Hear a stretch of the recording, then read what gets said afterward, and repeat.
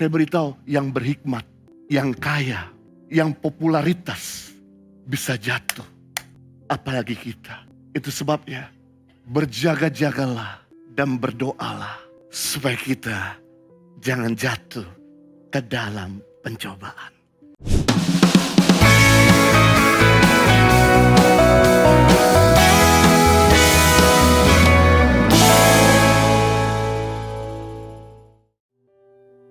Banyak rasul-rasul, imam-imam, nabi-nabi, hakim, dan raja-raja memulai perjalanan hidupnya dengan baik. Tapi banyak mereka mengakhiri dengan sangat buruk. Awal yang baik tidak selalu menjamin kita mengakhiri dengan baik. Sebagai contoh adalah kehidupan Raja Salomo. Kalau Anda mau baca kehidupan Raja Salomo, baca di 1 Raja-Raja pasal 1 sampai 11. Saya beritahu, Raja Salomo mengawali semua dengan sangat baik. Yang pertama, dia punya ayah yang baik. Ayah yang berkenan sama Tuhan. Ayah yang takut akan Tuhan. Ayah yang mewariskan yang terbaik buat Salomo. Bahkan juga memberikan semua aset-aset untuk pembangunan bait Allah kepada Salomo. Baik sekali mengawali pemerintahan Raja Salomo. Oleh karena ayahnya begitu mengasihi dia. Yang kedua, sebelum ayahnya mati, dalam 1 Raja-Raja 2 ayat 1 sampai 3, Daud memberi nasihat yang begitu kental, begitu keras kepada Salomo, agar kamu jangan menyimpang ke kanan ke kiri, agar apa yang kamu kerjakan berhasil dan beruntung.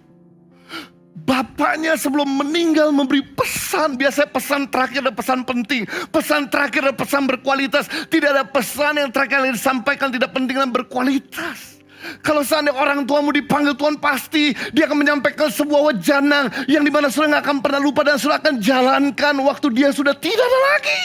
Yang berikutnya, Salomo mengawali dengan sangat baik. Permintaan dan doanya baik sekali. Dia gak ambisius ingin jadi kaya raya. Dia gak ambisius ingin menjadi terkenal. Dia cuma minta hikmat. Agar bisa memerintah, memimpin bangsanya dengan kebijaksanaan. Berikutnya, yang keempat. Di mana Salomo mengawali yang baik. Dia membangun bait Allah, mega proyek dengan sangat baik. Saya beritahu, gak semua imam, gak semua raja dipercayakan untuk bangun bait Allah. Daud sendiri pengen bangun bait Allah, gak diizinkan Tuhan. No. Bukan kamu yang bangun bait Allah, karena tanganmu penuh dengan darah. Aku pengen Salomo anakmu yang bangun bait Allah. Dan sampai hari ini orang Yahudi sangat kehilangan bait Allah yang telah dihancurkan. Wow, begitu baik sekali. Berikutnya yang kelima, di mana Salomo memulai yang baik, dia punya hikmat dan kebijaksanaan yang begitu baik sekali. Berikutnya, kelebihan daripada Salomo, dia menulis 3 buku di dalam kitab Perjanjian Lama, kitab Amsal, tentang hikmat pengkhotbah dan kidung agung tentang pernikahan dengan sangat baik. Tapi sayangnya, dia sudah diberitahu sama Tuhan berkali-kali. Seorang raja Salomo, yang pertama, tidak boleh punya banyak istri. Yang kedua, tidak boleh punya banyak kuda, lambang dari pride. Yang ketiga, tidak boleh punya banyak harta. Salomo langgar semuanya. Dan dia punya istri lebih daripada 1000. Dan istri-istri yang menyeret Salomo akhirnya menyembah berhala.